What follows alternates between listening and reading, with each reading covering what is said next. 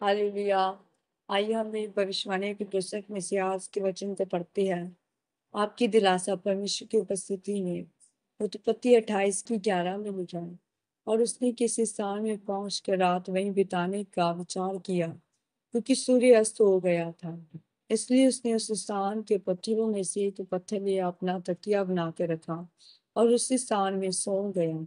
मेरे प्रिय, बाइबल में लिखा है कि जब इसहाक बूढ़ा हो चुका था, तब उसने अपने जेठे पुत्र एसाव को बुलाकर कहा कि मेरे लिए एक करके मेरी इच्छा के अनुसार स्वादिष्ट खाना बनाकर ला, ताकि मैं उसे खा कर तुझे मरने से पहले आशीर्वाद दे सकूं। जब एसाव की माँ ने ये बात सुनी, तब उसने अपने छोटे बेटे याकूब को इसहाक के पास उसके मन के अनुसार खाना बनाकर भेज दिया। और इसहाक ने उसे खाने के बाद जो आशीर्वाद एसाव के लिए रखा था, वह सब कुछ याकूब को दे दिया। फिर ये बात जब एसाव को मालूम हुई, तब वह अपने छोटे भाई याकूब को मार डालना चाहता था। इसलिए याकूब की माता याकूब को अपने भाई लबान के पास भेज देती है। जब याकूब अपनी माता के कहे अनुसार अपने मामा लबान के पास जा रहा था, तब उसे रात वहीं बितानी पड़ी। जब वह रास्ते में एक स्थान पर ठहर कर रात बिताता है, तब वह एक पत्थर को लेकर अपना तकिया बनाकर सो गया। तब वह स्वप्न में देखता है कि एक सीढ़ी पृथ्वी पर खड़ी है और उसका सिरा स्वर्ग तक पहुंचा। परमेश्वर के दूत उस पर से चढ़ते उतरते हैं। और यहोवा परमेश्वर ऊपर खड़ा होकर कहता है, मैं यहोवा तेरे दादा अब्राहम का परमेश्वर और इसहाक का परमेश्वर हूँ। जिस भूमि पर तू लेटा है, उसे मैं तुझको तेवंश को दूंगा। मेरे प्रियो, याकूब एक बहुत ही अमीर व्यक्ति इसहाक का बेटा था, जिसके पास बहुत से नौकर चाकर थे। लेकिन जब वह अपनी जान बचाने को घर से निकला, तब वह अपना सब कुछ छोड़कर अकेला निकल पड़ा। आप सोच सकते हैं, जो माँ उससे बहुत प्यार करती थी, वह भी उसके साथ नहीं गई। जब वह जा रहा था, तब वह अपने आप को एक त्यागा हुआ और अकेला महसूस कर रहा होगा, क्योंकि उसे कुछ भी पता नहीं होगा कि मैं कब वापस आऊंगा।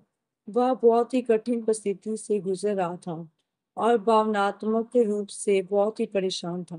तब उसके साथ कोई नहीं था, लेकिन परमेश्वर याकूब को देख रहा था। इसलिए परमेश्वर ने उसे दर्शन दिया था कि मैं वही परमेश्वर हूँ, जो तेरे दादा अब्राहम, तेरे पिता इसहाक के साथ था। और अब मैं तेरे साथ रहूंगा, तुझे कभी भी नहीं छोड़ूंगा। और मैं ये भूमि तेरे वंश को दूंगा और मैं हर दिशा में तुझे फैलाऊंगा। इस तरह परमेश्वर एक ही पल में उसके दुखों को सुखों में बदलता है। आज अगर आप दुखों में, परेशानी में, संकट में या किसी भी तरह की परीक्षा में हैं और आपके साथ कोई भी नहीं है, आप याद रखिए, जो परमेश्वर याकूब के साथ था, वह आपके साथ भी रहेगा। वह आपको कभी ना छोड़ेगा और ना ही त्यागेगा। वह आपको हर तरफ आशीष देगा, जैसे उसने याकूब को दी थी। जैसे कि हम वचन में पढ़ते हैं, जब हेरोदेस राजा ने पतरस को जेल में बंद कर दिया था, उसे चार चार सिपाहियों के पैरों में रखा था, क्योंकि फंसे के बाद उसे लोगों के सामने लाया जाना था। लेकिन कलीसिया उसके लिए प्रार्थना कर रही थी। तब परमेश्वर ने अपने दूत को भेज कर उसको आजाद किया। मेरे प्रियो, वही परमेश्वर आज भी जिंदा है, आपको छुड़ाने के लिए। जैसे परमेश्वर ने पतरस को हेरोदेस से बचाया है, वैसे ही आपको भी बचाएगा। परमेश्वर ने एक ही पल में याकूब के दुखों को सुखों में बदल दिया। वह आज भी सामर्थ रखता है आपको सुखी जीवन देने की। आमीन। आइए हम मिलकर प्रार्थना करते हैं। सर्वशक्तिमान परमेश्वर, इस वचन के लिए मैं आपका धन्यवाद करती हूँ। परमेश्वर, मैं ये मांगती हूँ कि आप मुझे मेरे जीवन के हर दुखों के समय में आपकी उपस्थिति में आकर प्रार्थना करने का अनुग्रह दीजिए, ताकि मेरे जीवन के हर दुख आपकी दया से सुख में बदल जाए। प्रभु यीशु मसीह के सामर्थी नाम में आमीन।